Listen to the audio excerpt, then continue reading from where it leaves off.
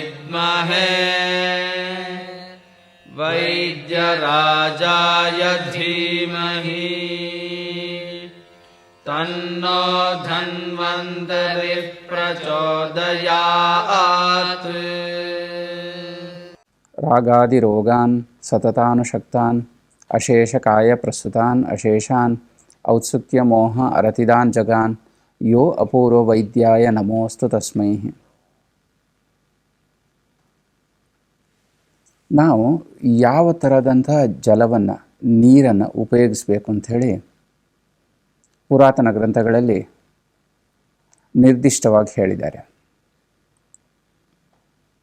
ಅಂದಿನ ಕಾಲದಲ್ಲಿಯೇ ಈ ವೈಜ್ಞಾನಿಕತೆ ಹೇಳುವಂಥದ್ದಿತ್ತು.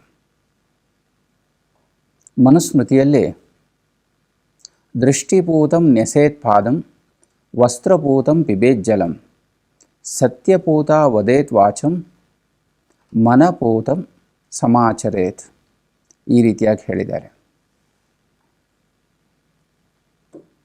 ಇಲ್ಲಿ ವಿವಿಧ ಉದಾಹರಣೆಗಳನ್ನು ನೀಡ್ತಾ ವಸ್ತ್ರದಲ್ಲಿ ಅಂದರೆ ಬಟ್ಟೆಯಲ್ಲಿ ಸೋಸಿದಂತಹ ಜಲವನ್ನೇ ಕುಡಿಬೇಕು ಅಥವಾ ಉಪಯೋಗಿಸಬೇಕು ಅಂತೇಳಿ ಹೇಳಿದ್ದಾರೆ.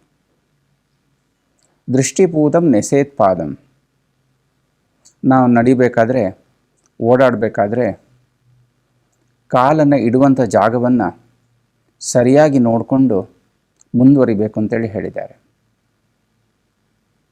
ಇದು ನಡೆದಾಡೋದಕ್ಕೆ ನೇರವಾಗಿ ಹೇಳಿದರೂ ಸಹ ನಾವು ಮಾಡುವಂತಹ ಪ್ರತಿಯೊಂದು ಕೆಲಸ ಕಾರ್ಯಗಳನ್ನು ಸಹ ಒಂದು ದೂರಾಲೋಚನೆ, ಮುಂದಕ್ಕೆ ಯಾವ ಥರ ಏನಾಗ್ಬೋದು ಇದನ್ನು ಆಲೋಚನೆ ಮಾಡಿಕೊಂಡು ಮುಂದುವರಿಬೇಕು ಅಂತ ಹೇಳೋದನ್ನು ಸೂಚ್ಯವಾಗಿ ಸಹ ಇದರಲ್ಲಿ ಹೇಳಿದ್ದಾರೆ. ವಸ್ತ್ರಪೂತಂ ಪಿಬೇಜ್ಜಲಂ, ನೀರಿನಲ್ಲಿರುವಂತಹ ಕಲ್ಮಶಗಳನ್ನು ತೆಗೆದುಹಾಕಲಿಕ್ಕೆ, ಕ್ರಿಮಿಕೀಟ ಜಂತ್ವಾದಿಗಳನ್ನು ರಹಿತವನ್ನಾಗಿ ಮಾಡಲಿಕ್ಕೆ ವಸ್ತ್ರದಲ್ಲಿ ನೀರನ್ನು ಸೋಸಿ ಅದನ್ನು ಕುಡಿಲಿಕ್ಕೆ ಉಪಯೋಗಿಸಬೇಕು ಅಂತೇಳಿ ಹೇಳಿದ್ದಾರೆ. ಇಂದಿನ ದಿನಗಳಲ್ಲಿ ನಾವು ಬೇರೆ ಬೇರೆ ರೀತಿಯಾದಂಥ ಫಿಲ್ಟರ್ಗಳನ್ನು ಉಪಯೋಗಿಸ್ತೇವೆ. ಫಿಲ್ಟರ್ನ ಉದ್ದೇಶ ಸಹ ಇದೇ ಆಗಿದೆ.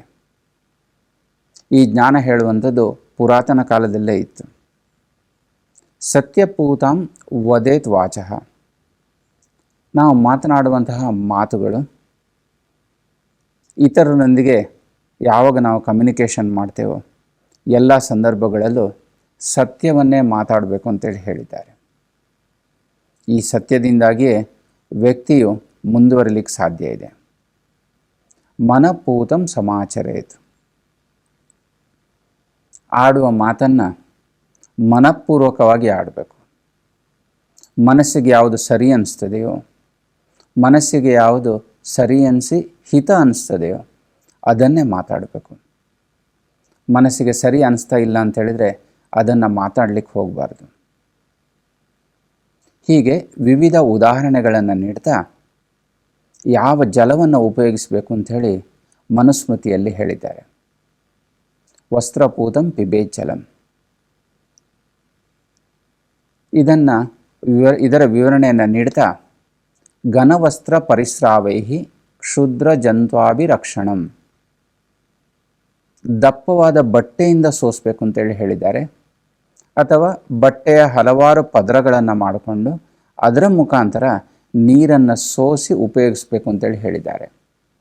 ಕ್ಷುದ್ರ ಜಂತ್ವಾಭಿರಕ್ಷಣಂ, ಅದರಲ್ಲಿರುವಂತಹ ಕ್ಷುದ್ರ ಜಂತು ಹಾಗೂ ಇನ್ನಿತರ ಕಲ್ಮಶಗಳು ಕ್ರಿಮಿಕೀಟಗಳಿಂದ ರಕ್ಷಿಸಿಕೊಳ್ಳಿಕ್ಕೋಸ್ಕರ ಘನವಸ್ತ್ರ ಪರಿಸ್ರಾವೈಹಿ, ದಪ್ಪವಾಗಿರುವ ಬಟ್ಟೆಯಿಂದ ಅಥವಾ ಹಲವು ಪದರಗಳನ್ನು ಹೊಂದಿರುವ ಬಟ್ಟೆಯಿಂದ ನೀರನ್ನು ಸೋಸಿ ಉಪಯೋಗಿಸಬೇಕು ಅಂತೇಳಿ ಈ ಶ್ಲೋಕದಲ್ಲಿ ಹೇಳಿದ್ದಾರೆ. ಜಲೇಶು ಕ್ಷುದ್ರ ಜಂತ್ವಾದಿ ವಾರಣಾರ್ಥಂ ವಸ್ತ್ರಶೋಧಿತಂ ಜಲಂ ಪಿಬೇತ್. ಈ ಶ್ಲೋಕದಲ್ಲಿ ಸಹ ನೀರಿನಲ್ಲಿರುವಂತಹ ಅನೇಕ ವಿಧವಾದಂತಹ ಕ್ಷುದ್ರ ಜಂತುಗಳನ್ನು ನೀರಿನಿಂದ ಹೊರ ಹಾಕಲಿಕ್ಕೆ ಈ ನೀರನ್ನು ಸೋಸಿ ಉಪಯೋಗಿಸಬೇಕು ಅಂತೇಳಿ ಹೇಳಿದ್ದಾರೆ. ಈ ನೀರನ್ನೇ ಸ್ನಾನಕ್ಕಾಗಿ, ಪಾನಕ್ಕಾಗಿ ಹಾಗೂ ಇತರ ಕಾರಣಗಳಿಗಾಗಿ ಇದನ್ನೇ ಉಪಯೋಗಿಸಬೇಕು ಅಂತೇಳಿ ಇಲ್ಲಿ ನಿರ್ದಿಷ್ಟವಾಗಿ ಸೂಚನೆಯನ್ನು ನೀಡಿದ್ದಾರೆ.